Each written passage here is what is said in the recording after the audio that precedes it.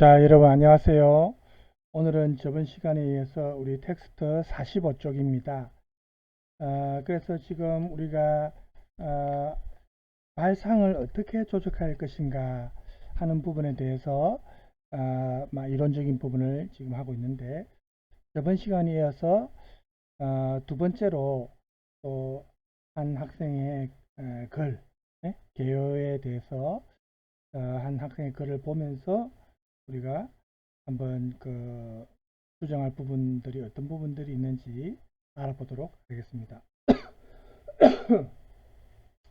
먼저 밑에 보면은 이제 저작권과 관련해서 어, 그 주제를 학생이 이제 작성한 글이 있습니다. 그래서 이 글을 오늘 이제 토대로 해서 같이 한번 배우고.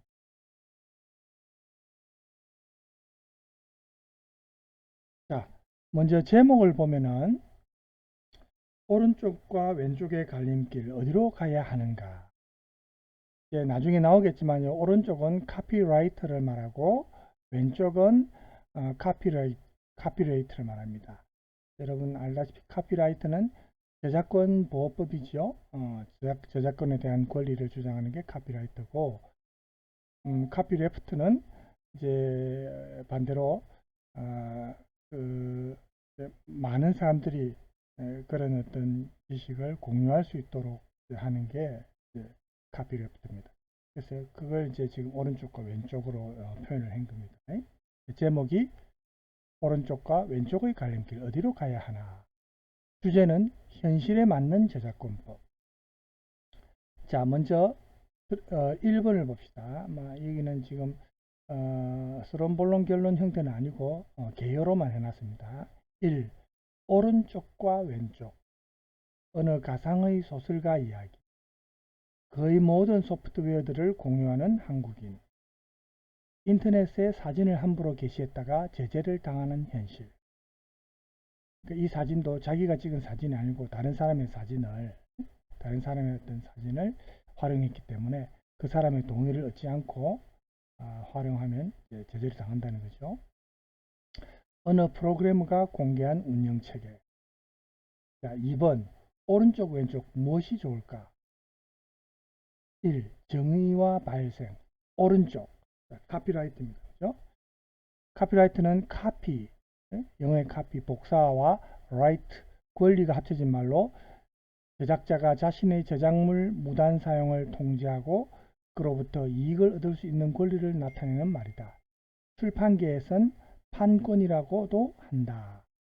주로 이렇게 C로 표시하며 동그라미 C도 있고 가로 안에 C도 있습니다. 그렇죠?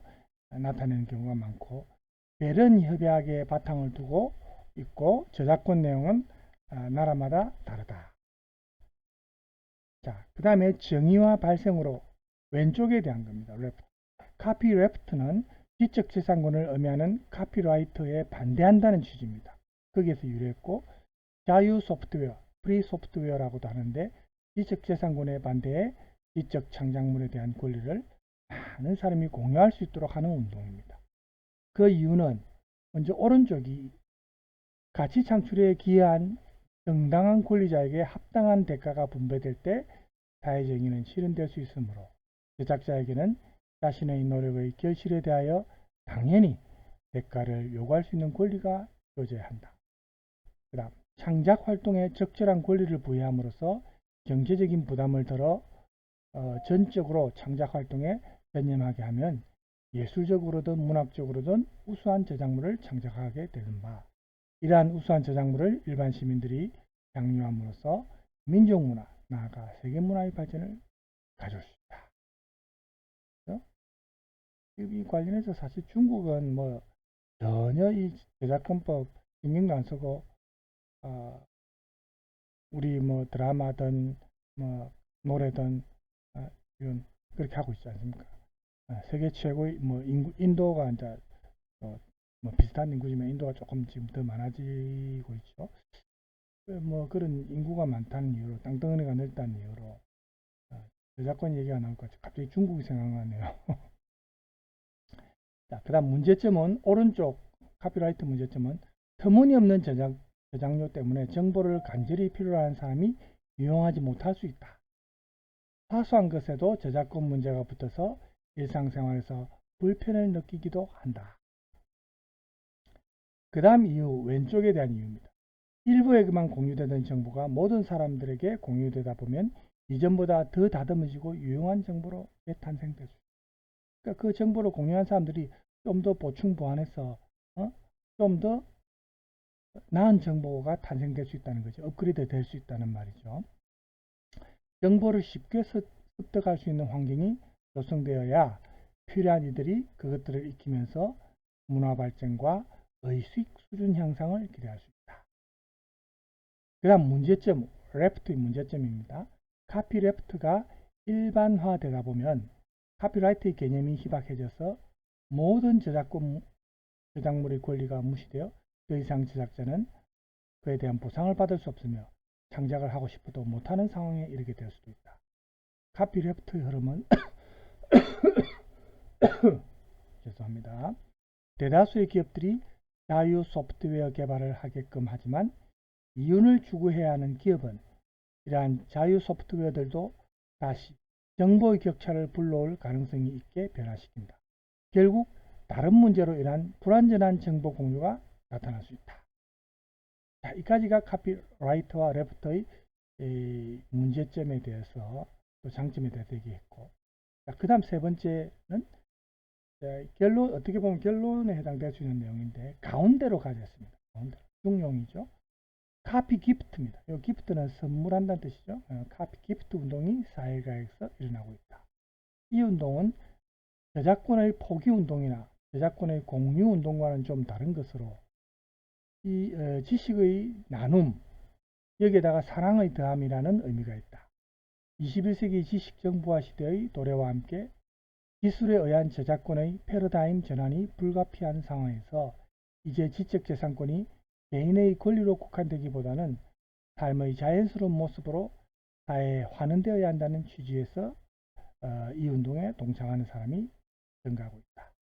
이와 같은 모습으로 서로 자신의 의견을 주장하면서 소중한 시간과 자본을 낭비하기보다는 다 함께 협력해야 한다. 이렇게 결론을 가운데로 가자고 이제 했습니다. 자, 지금 이제 이렇게 우리가 쭉 이 글 쓴 사람의 계열을 보면 일단 제목부터 보면 오른쪽과 왼쪽의 갈림길 어디로 가야 하나, 주제는 현실에 맞는 저작권법, 지금 이렇게 되어 있습니다.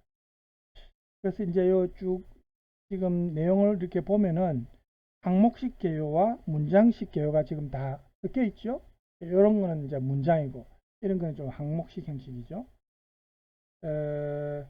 그리고 이제 우리가 앞에 저번 시간에 했던 글선 그 개요하고 비교하면 구성이 좀 더 세계적이고 이 글 쓴 사람이 카피라이트와 카피레프트의 특성과 문제점을 비교하면서 우리 일상생활에서 자주 접하게 되는 그 저작권 문제, 그렇죠? 이거를 해결할 대안으로 카피 기프트 운동, 아까 이제 중간으로까지 했죠? 수업 중인데 전화가 오네요. 잠깐만요. 선생님 지금 수업 중이라서 잠깐 끊을게요. 자, 죄송합니다. 그래서 오른쪽 왼쪽 무엇이 좋을까 이렇게 이제 얘기가 나오고 있는데 이 개요 문제점을 조금 같이 한번 찾아보면 우선은 그 카피라이트와 카피레프트에 대한 비교 분석이 조금 체계성이 부족합니다. 우리가 조금 이해할 때 보통 가독성이란 말을 하거든요. 글을 읽을 때 이해가 잘 되는 게 가독성입니다. 그러니까 가독성이 좋은 걸, 가독성이 나쁜 걸, 이해가 잘 안 될 때 가독성이 떨어진다. 뭐 이렇게 말을 합니다. 구성상으로 볼 때 카피라이터와 이 카피레프트를 항목별로 이렇게 비교하거나 아니면 이제 각각 이 카피라이트와 카피레프트의 특성을 항목별로 이렇게 기술하지 않고, 예를 들면 보세요. 정의와 발생, 또 이유, 문제점 이런 소제목을 달면서 카피라이트와 카피레프트를 비교했죠. 또 카피라이트와 카피레프트라는 이 소제목을 달면서 그 밑에 보면 정의와 발생, 이유, 문제점 이라는 항목을 이제 적어서 그렇게 서술하면 조금 더 나을 수도 있는데, 구성이 조금 적당하지 못하다는 그런 우리가 생각을 할 수가 있습니다. 그래서 이렇게 배열하는 방식이 우리가 요약 정리하는 수준에 그치면 안 되고요. 카피라이트와 카피레프트의 특성을 효과적으로 이해시키는 방법이 사실은 필요합니다. 그래서 또 2장에 보면은 2장에 이제 1번 정의와 발생 오른쪽에 대한 그죠? 그 다음에 그 3번 이유 그죠? 그 다음에 4번 문제점 이렇게 이제 먼저 하고, 그 다음에 그 정의와 발생 왼쪽 그 다음에 이유 왼쪽에 대한 이유, 그 다음에 6번 문제점 왼쪽. 그러니까 right는 right대로 쭉 순서대로 하고, 그 다음에 left는 copy left는 left대로 순서대로 하고, 이렇게 배열을 하는 게 훨씬 더 체계적이죠. 지금 보면은 조금 이렇게 섞여 있는 게 그 구성이 조금 좋지 않다는 게 우리가 눈에 들어옵니다. 그래 가지고 이제 뭐 작은 1번을 해가 카피라이트, 작은 2번을 해가 카피레프트 이렇게 절을 따로 만들어 가지고 그 밑에 이제 1번이나 아까 요 3번, 4번 이런 거 그죠? 이유나 문제점 이런 거를 그 절의 제목으로 해 가지고 하위 항목으로 그죠? 1, 2, 3 그다음에 5, 4, 6 이렇게 각각 하위 항목으로 넣는다든지, 그러니까 구성상으로 조금 더 신경을 썼으면 좋지 않았을까. 카피라이트는 카피라이트대로 쭉 연결시키고, 그 다음에 카피레프트는 레프트대로 문제점, 이유 뭐 이렇게 연결시키고, 그렇죠? 그래서 이렇게 구성이 조금 더 치밀했으면 하는 지적이 있을 수 있고요. 이렇게 우리가 논의 대상을 이렇게 항목별로 논의하면 독자들에게 이제 이 글을 읽는 독자들에게 이 카피라이트와 카피레프트의 차이를 명확하게 이제 전달할 수 있습니다. 그렇지만 이 총체적인 이해는 또 쉽지 않죠. 총체적으로 전체적으로 이해하는 데는 그죠? 또 반면에 카피라이트와 카피레프트를 전체적인 맥락에서 이렇게 각각 대립하는 연속적인 배열 방식이 한 대상의 특성을 전체적으로 제시할 수는 있지만, 비교되는 그 각 항목의 차이점이 명확하게 드러나지 않으므로 별도의 장을 마련해서 또 논의를 정리할 필요도 있다. 이렇게 볼 수가 있습니다. 우리 텍스트에도 그렇게 지금 지적사항이 있죠. 그래서 이렇게 발상을 구조화하는 방식이 다양할 수 있습니다. 사실은 하나의 정답은 아닙니다. 그렇죠? 그래서 계열을 작성할 때 이렇게 구성 방식을 선택하고 세부 항목을 배치하고 이렇게 할 때 그 글의 목적이나 글 쓴 사람의 뭐 자기 나름대로의 어떤 취향이 있겠죠. 어떤 방식이 효과적인지 좀 고민해서 구성을 할 수. 그 다음에 이제 또 우리가 내용을 보면은 이 카피라이트와 카피레프트의 비교를 통해서 지금 결론에 보면 중도적인 입장, 가운데 입장이죠. 이걸 결론으로 지금 하고 있는데, 이 카피라이트에 대해서 논의할 때 카피레프트를 활용을 했고, 카피레프트에 대해서 논의할 때 카피라이트를 활용하고 있죠. 그래서 이런 구성 방식이 물론 완전히 나쁜 건 아니지만 글 쓴 사람 자신의 의견을 명확하게 제시하는 게 좀 부족하죠. 그래서 이 글이 본론을 구성할 때 이 2장이 강조되고 오른쪽 왼쪽 무엇이 좋을까? 그죠? 3장이 좀 가운데로 가자. 이렇게 부차적인 차원에서 논의될 수밖에 없다. 이렇게 우리가 이제 이거는 너무 쉽게 예상할 수 있는 부분이야 이 말입니다. 결론이 가운데로 가자 이런 게 너무 어떻게 보면 안일한 쉬운 결론이죠. 그죠? 이렇게 어떤 정책에 대해서 대안을 제시한다든지 이걸 쓴 사람이 어떤 제안을 하는 앞으로 그 미래에 영향을 미칠 수 있는 그런 정책과 관련된 이런 명제이다 보면은 아무래도 이 3장이 중요합니다. 대안 제시 부분이. 그죠? 그래서 이 분량상으로 볼 때 뭐 2장의 이런 내용, 카피라이트와 카피레프트 어느 쪽이 좋을까? 이런 내용이 지금 상당히 분량이 많은데 사실은 3장 이 대안을 제시하는 부분이 지금 몇 마디로 끝나죠. 양이 분량이 얼마 안 되고 그 다음에 대안이라기보다는 우리가 어느 정도 쉽게 예상할 수 있는 가운데로 가자 중용의 입장으로 그냥 맞춰버리는데 이게 좀 아쉽습니다. 이 명제 자체가 어떤 정책에 대한 대안을 제시하는 그런 주제니까 이 내용이 좀 더 핵심이 돼야 됩니다. 분량도 좀 더 많아야 되고요. 그죠?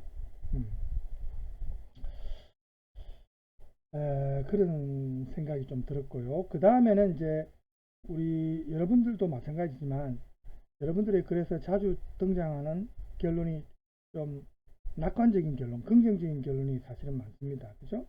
그런데 이 긍정적인 결론이 나쁘다는 건 아니고 분명하게 논증의 과정을 거쳐야 됩니다. 논리적으로 어떻게 증명 가능한 그런 어떤 과정을 거치지 않고 그냥 낙관적인 결론을 내려버리면은 단순하게 이거는 자신의 주장이 없는 글과도 마찬가지입니다. 사실은. 그래서 여기서도 보면 좀 중도적인 입장을 취하는 방식이 방식으로 결론을 내었거든요. 앞에 카피라이터와 카피레프터 이 비교되는 두 대상을 정확하게 이해해가지고 거기에 바탕을 둬야 되고 또 이 바탕하에 새로운 견해를 제출하는 그런 방식이 이제 이 글에서 필요한데 이 카피라이터와 카피레프터를 마치 교집합한 그런 정도로 주장을 제시하는 게 좀 아쉽습니다. 이런 중도적인 의견을 제안하는 것은 사실은 창의적 발상이라고 보기 어렵거든요. 그렇죠? 누구든지 쉽게 예상할 수 있는, 그죠? 그래서 글 쓴 사람만이 제안할 수 있는 주장이 아니고 그 두 대상의 장점을 추출해 가지고 단순하게 결합하고 뭐 이렇게 만든 결론은 사실은 창의적 발상에 의한 그런 제안은 아니다. 조금 그런 문제점이 있습니다. 그래서 또 지금 전화가 오는데 수업 마치고 나중에 제가 전화하면 되니까 안 받겠습니다. 수업 중에. 그 다음에 네 번째는 이 비교되는 두 대상에 대해서 체계적으로 이해를 하고 거기에 바탕을 두고 개요를 작성한 게 아니니까 이 글이 본론에서 보면 이 두 항목을 이제 각 항목들을 내용을 쭉 보면은 이 카피라이터와 카피레프터의 특성과 문제점을 좀 어떻게 보면 우리가 조금 이 글 쓴 사람이 논거로 많이 활용을 하고 있는데 물론 완전히 완성된 글은 아닙니다. 이게 개요니까 그죠?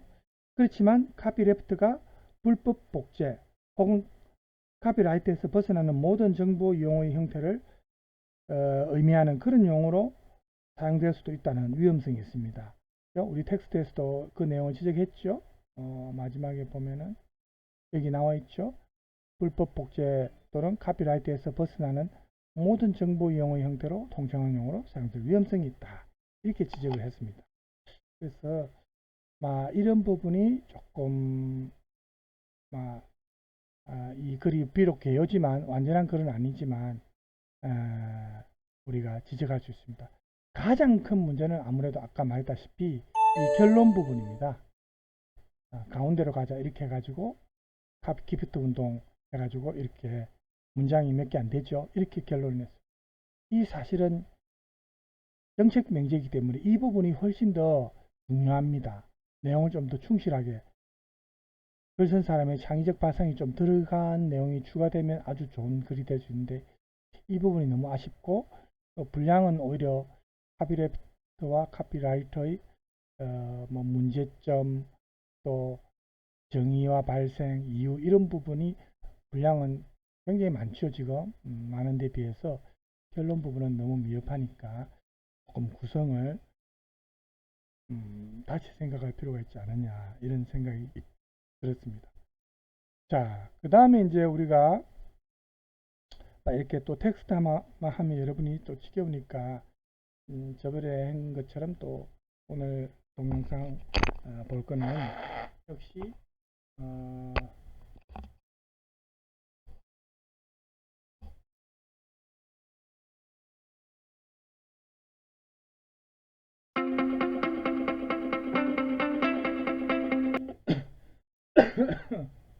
창의적 사고와 글쓰기 해가지고 서원대학교 교육혁신을 해서 이건 동영상인데 한 11분 정도 되는 분량입니다. 그렇게 많지는 않은데 여러분들이 또 글 쓸 때 도움이 될 수 있는 내용이니까 한번 참조해서 들어보시기 바랍니다.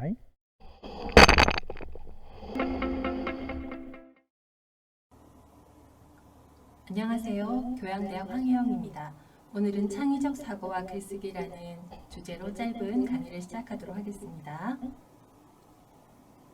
내용이 그리 많지는 않죠. 짧으니까. 글쓰기 어떠세요? 어렵고 막막하죠? 왜 그럴까요? 사실 글쓰기가 어려운 것은 우리 교육의 방식의 원인이 큽니다.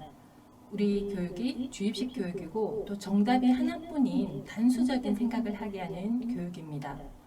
뿐만 아니라 결과 위주의 정답만 맞으면 되는 교육이기 때문에 우리가 글을 써보는 그런 기회가 없었던 거죠. 글쓰기는 내 생각을 써야 하는데 내 생각을 자유롭게 발전시키는 훈련이 부족했었습니다.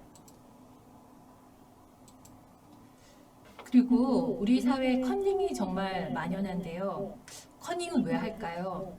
커닝이 좋다는 것이 아니라 커닝을 하게 되는 것은 커닝을 할 수 있기 때문입니다.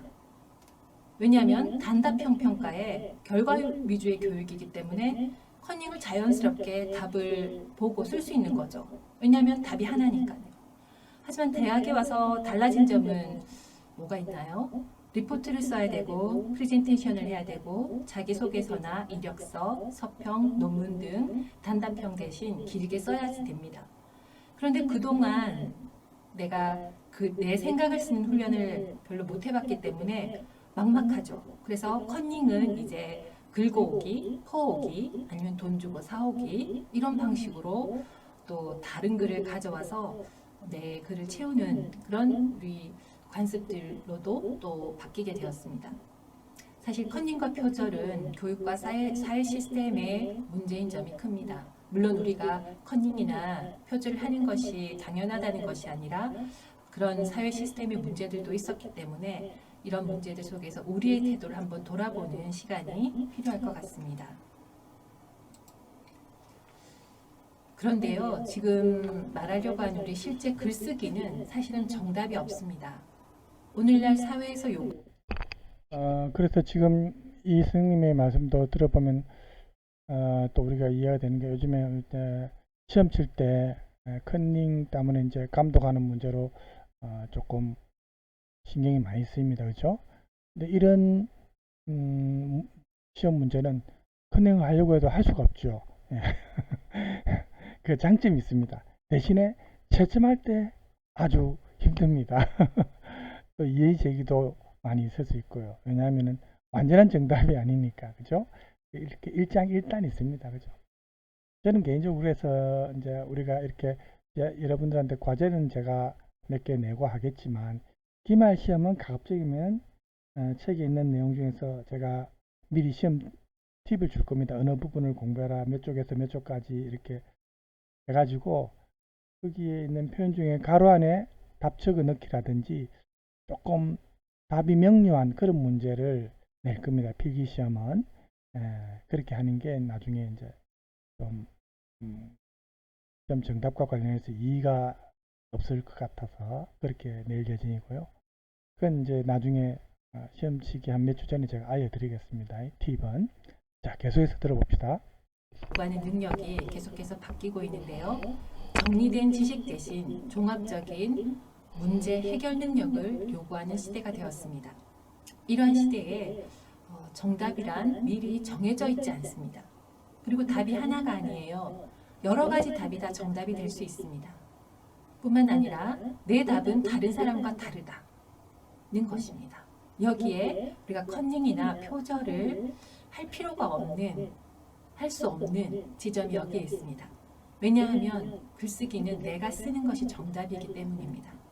다른 사람이 쓴 글과 내가 쓴 글이 같을 수가 없습니다.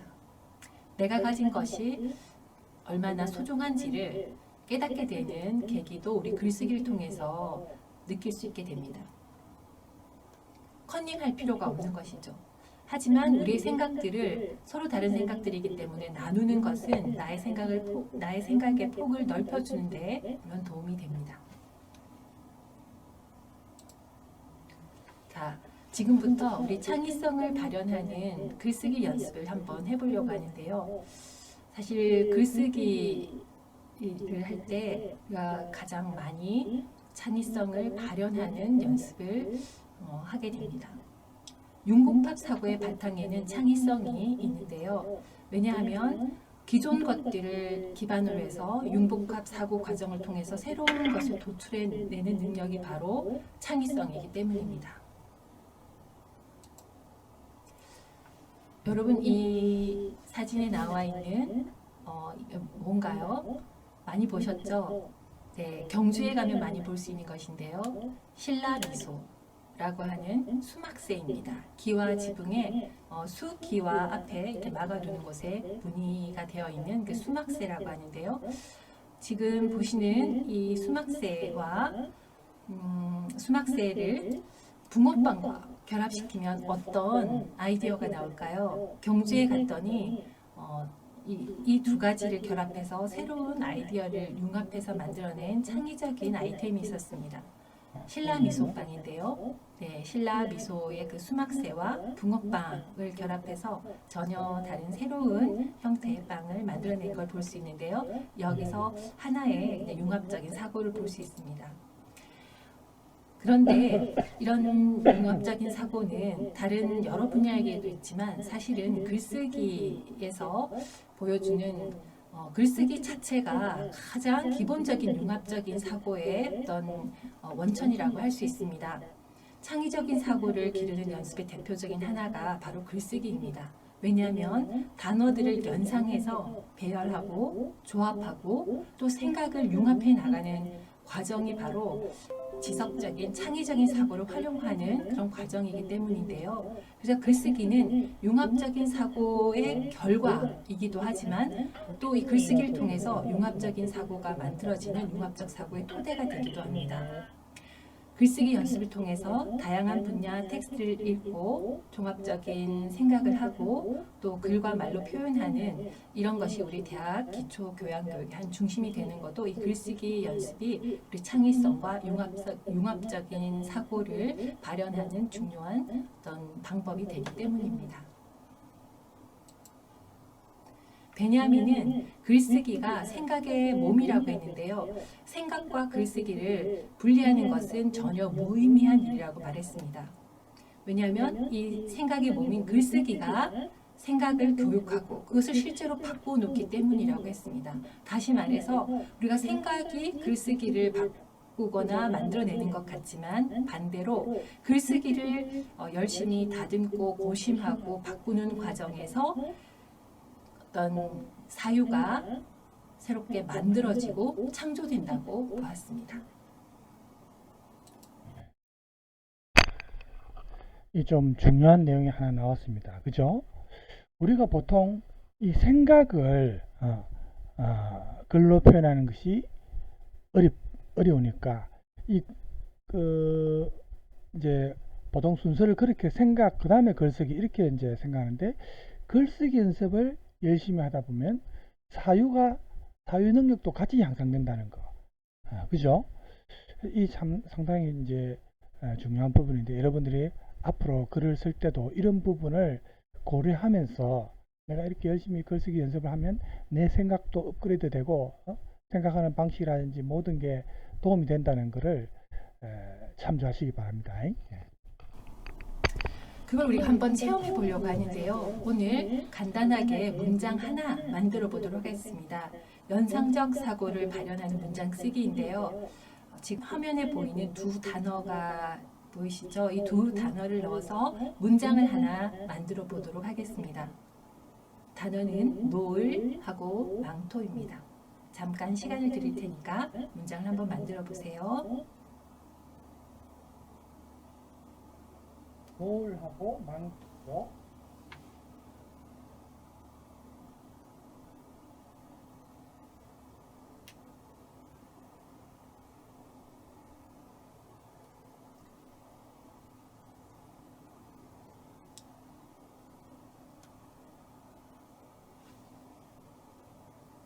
네, 문장을 만들어 보셨나요? 자, 어떤 문장을 만드셨어요? 예를 하나 보여드릴게요. 노을에 물든 하늘은 지구를 두르는 황금빛 망토가 되었다. 이런 문장이 하나 제시되었습니다. 혹시 이 수업을 들으면서 문장을 쓰신 친구 중에 똑같은 문장 쓴 친구 있으신가요? 아마도 똑같은 문장을 쓴 친구가 있기가 쉽지 않을 것 같아요.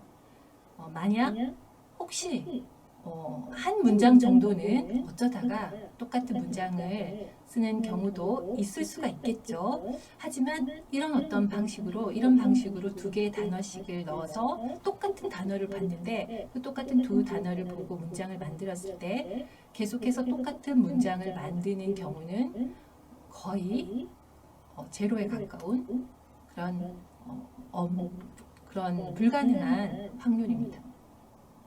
혹시 옆에 친구도 같이 이 문장을 만들어 본 친구가 있다면 한번 친구와 답을 서로 얘기해 볼까요? 그 친구의 답은 어떤가요? 나의 답도 얘기해 주고 친구가 만든 문장도 한번 들어보기 바랍니다. 아마도 그 친구의 답은 내가 만든 답과 다를 것입니다. 정답은 하나가 아닌 거죠. 글쓰기에서. 그동안에 우리가 정답이 하나일 때는 다른 사람의 답을 볼 수가 있습니다. 그리고 다른 사람의 생각을 가져올 수도 있지만 진정한 글쓰기에서는 정답이 하나가 아니기 때문에 볼 수도 없고요. 나의 정답은 내 안에 있기 때문에 다른 사람의 글에서 내 답을 찾을 수가 없습니다. 정답은 미리 주어져 있는 것이 아니라 여러분이 이 두 단어를 보고 연상해서 만드는 과정에서 정답이 새롭게 창출되는 것입니다.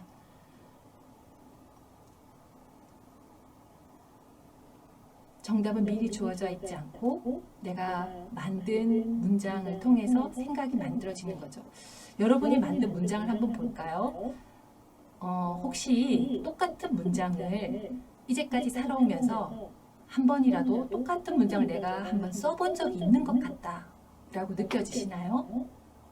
사실 우리가 노을이란 단어도 전혀 모르는 단어가 아니고 망토라는 단어도 전혀 모르는 단어가 아닌데 평소에 쓸 수 있는 일반적인 평범한 단어인데 이 두 단어를 넣어서 문장을 하나 만드는 것만으로도 여러분이 만든 문장을 보시면 아마도 많은 경우 이제까지 한 번도 만들어 보지 않은 문장을 내가 써봤다라고 느끼는 친구들이 많을 것 같습니다. 이 연습도 물론 한 번은 우연히 내가 이런 문장을 예전에 써봤을 수도 있지만 여러 차례 반복해 보다 보면 이런 과정을 거치다 보면 아, 이런 문장은 정말 단순한 두 단어를 넣어서 문장을 만들었지만 내 삶에서 한 번도 써보지 않은 문장이구나 하는 것을 느끼게 되실 것입니다. 그만큼 우리가 문장을 하나를 만들 때 하나의 생각이, 하나의 이미지가 창조되는 것입니다. 일단 오늘 여기까지 하겠는데 지금 이렇게 뭐 노을이든 하늘이든 지구, 황금빛, 망토 이런 단어 하나하나들은 우리가 살면서 많이 접하고 뭐 알고 있는 단어지만 이 단어 중에 뭐 한두 개나 세 개 이렇게 조합을 해가지고 문장으로 만들어라 하면은 완전히 다양한 문장들이 만들어질 수 있다는 겁니다. 그죠? 그래서 방금 여기 선생님이 말씀하신 것처럼 이렇게 만들어진 문장은 자신의 생각입니다. 아주 고유한, 그죠? 자신만의 발상에서 나온 그런 문장입니다. 그러니까 정답이 없는 거죠. 하나의 문장이 정해진 문장은 없는 거죠. 그래서 이런 어떤 글쓰기 연습 필요한 자세 같고요. 그래서 여기 짧은 영상이지만 제가 좀 괜찮은 것 같아서 준비를 했었습니다. 자, 오늘 지금 시간을 보면은 오늘은 조금 빨리 마치겠습니다. 중간에 또 자꾸 전화도 오고 해서 중간에 한번 끊기고 해서 제가 조금 여러분한테 죄송하고요. 그래서 다음 시간에는 뭐 어차피 이제 내용상으로 끊기니까 더 좋죠. 다음 시간에는 50쪽의 내용을 어떻게 표현할 것인가 이 부분부터 하겠습니다. 여기서도 이제 글 쓴 사람의 사례를 통해서 우리가 읽으면서 이제 수정이나 보완이 필요한 부분들을 찾는 그런 방식으로 이제 수업을 진행하겠습니다. 자, 여러분 오늘 수고 많으셨고요. 오늘은 조금 빨리 마치겠습니다. 다음 시간에 또 뵙겠습니다. 감사합니다.